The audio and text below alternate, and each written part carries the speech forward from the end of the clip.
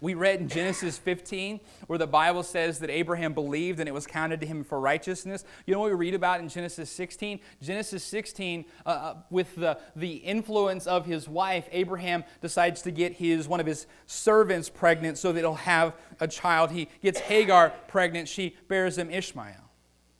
In chapter 17, the same chapter where Abraham is circumcised, God comes to him and again promises him that he's going to have a son. You know what Abraham's response is? Abraham laughs. He laughs at the idea of what God has just told him. And so even though Abraham had faith and it was counted to him for righteousness, he wasn't perfect and he still had his doubts.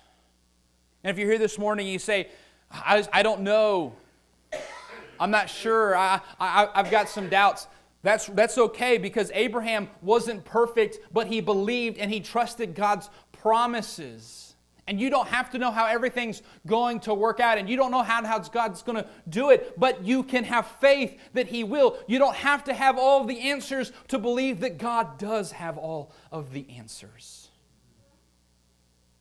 So you don't need to come to a place where you're perfect. You don't need to come to a place where you know everything and you know how it's all going to work out, because Abraham sure didn't, and he had faith to believe in God's promise.